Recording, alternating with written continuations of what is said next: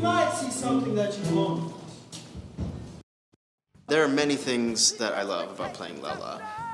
Way more that I could speak on in this instance, but to name a few, first and foremost, just being part of a cast again after a couple years of doing nothing.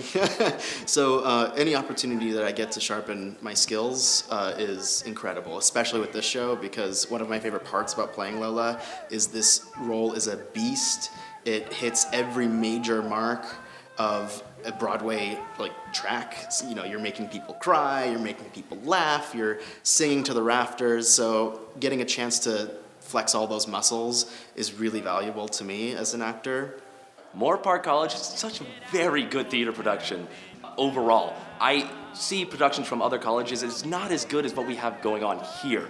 And I've been in several productions here before already, and they've always been top-notch in my opinion, and I love putting stuff from this school on my resume, so it's really good, it's super good. I wanted to be in this particular production of Kinky Boots because nobody else was doing it in the area. It was a great opportunity. We're one of the first schools in California to do it, which is super exciting, and it's in my hometown, which I love, and the Moorpark College Theater Department has been really good to me and very supportive, and so I just knew it was something I wanted to be a part of.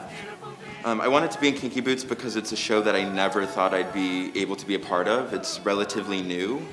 It's just a show that we're one of the first people to get our hands on the material, so it was very special that we got to do this show. And with the COVID pandemic, I haven't performed in 2 years, so the fact this program that I just became a part of with friends who have done it in the past that have told me nothing but great things about the program, it was very appetizing to do.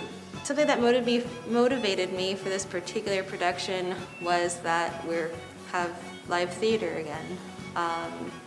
Everything was just online, so just having it in person and working with people again, it's been a fun experience. And watching Kinky Boots, seeing it filmed or watching the movie and then seeing it live, it's really fun.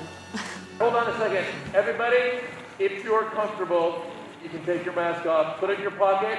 The minute you go off stage, it goes back up.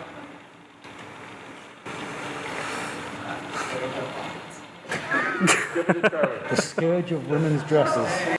I wanted to do Kinky Boots because selfishly I knew that it would be a challenge for me as an actor.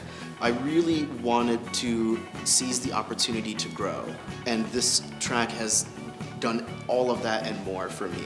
I've grown spiritually, I've grown culturally, I've grown as an artist, I've grown as a person. Kinky Boots is really important to me in that way, and I think it's going to be really important to the audiences that way as well. So if I can be a part of that storytelling, I'm more than happy to do so. So the challenges I faced when bringing Charlie to life are diving into the very intense scenes that Charlie has to bring to the table, and I've never really experienced something like that. I have a 10-page in a row rapid fire dialogue that I get confronted from a whole bunch of people, and staying in that headspace for those 10 pages is very difficult because I'm faced with a girlfriend that I'm about to break up with. I'm faced with Lola, who is co-running the business with me at that moment, and various factory workers that I'm trying to mend, but also take charge of my relationships with them. So that's been a challenge.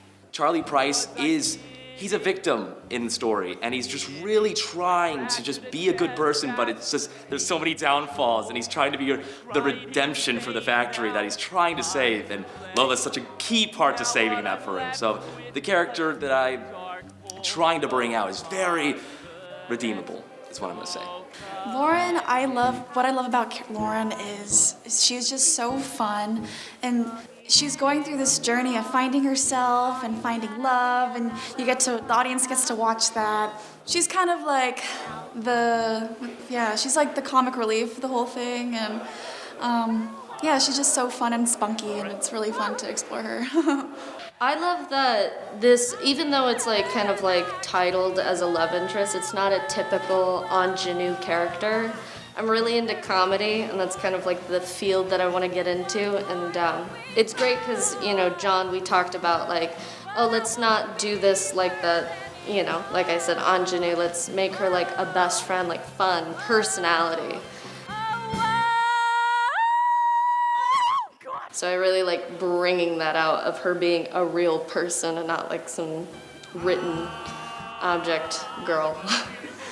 I think the greatest challenge with bringing Nicola to life is that she's normally played as somebody who is kind of unforgiving and a little pessimistic, and I didn't really want to do that with the character because I felt that a lot of her concerns are very valid and there's a lack of communication between her and Charlie that creates conflict, so I wanted to make the audience perceive her as like somebody who's genuine and cares rather than somebody who is just a bitch.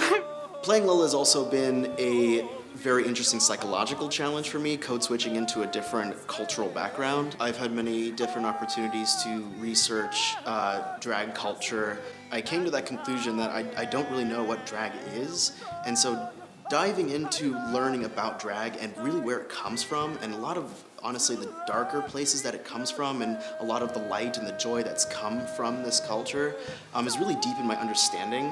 To have the opportunity to be a guest in that culture on stage, I think it's really important work, and it's been really important work for me as well. Learning drag was fun to do. It was a new experience that I like learning new things, so it's just more stuff to add into my knowingness. I've worked very closely with the angels and fitting the angels for wigs and seeing what they want for their characters, because each angel has a name and like there's like a background story for those angels, and so like to emulate that characteristics and the personality into a wig before knowing anything else, it helped them and they feel more confident with what they're wearing. There's just undeniable release. You know, all of my inhibitions, all of my perceived flaws, everything just falls to the floor and the performance is pure. And I am truly just being 100% who I am on stage. I'm looking forward to that moment because I know it'll come.